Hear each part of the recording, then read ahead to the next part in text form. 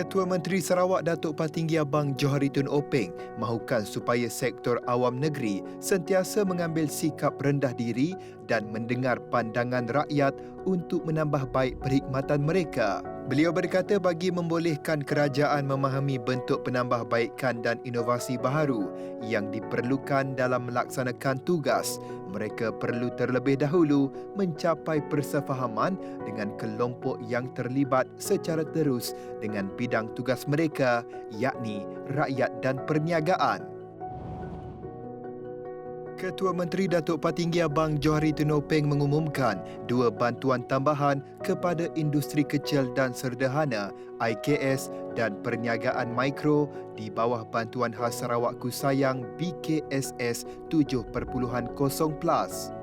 Bantuan keuangan khas sekali bayar RM10,000 kepada IKS di Sarawak yang berdaftar dengan Pertubuhan Keselamatan Sosial Perkeso dilanjutkan dari 31 Disember 2020 hingga 31 Mac 2021. Bantuan keuangan ini katanya dijangka memanfaat 470 entiti perniagaan aktif dengan kos perbelanjaan langsung ditanggung Kerajaan Sarawak berjumlah RM4.7 juta. Hubungan antara Kerajaan Negeri dan Universiti Malaysia Sarawak UNIMAS teraju utama dan tulang belakang dalam usaha menjadikan Sarawak maju menjelang 2030 sebagai satu realiti. Ketua Menteri Datuk Patinggi Abang Johari Tun Openg yang juga Pro-Chancellor UNIMAS berkata, Sarawak kini sedang giat memperkasakan jaringan ekonomi digital di bandar dan di luar bandar. Usaha ke arah ekonomi digital katanya telah bermula sejak 2017 dan bermula dari detik itu, pelbagai pelaksanaan kerangka strategi serta pelan tindakan telah dirancang dan dilaksanakan. Ekonomi digital, revolusi perindustrian keempat, 4IR dan pelaksanaan pembangunan mampan adalah bahagian utama dengan potensi ekonomi yang belum dimanfaatkan dalam perdagangan dua hala antara Malaysia dan China.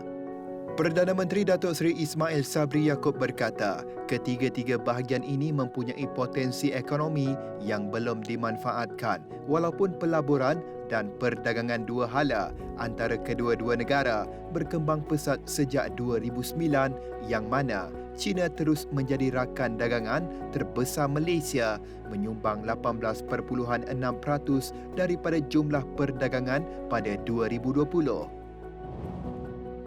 Tentera Darat akan menubuhkan pasukan inkuiri bagi menambah baik prosedur operasi keselamatan dan tadbir urus dalam pasukan itu susulan kejadian anggotanya melepaskan tembakan dan membunuh diri di Kuching, Sarawak pada Rabu.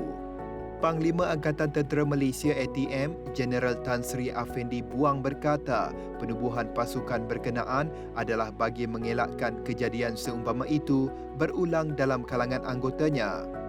Beliau berkata fokus ATM sekarang adalah untuk menyalurkan bantuan kepada keluarga anggota yang terlibat agar balu dan anaknya mendapat bantuan sewajarnya.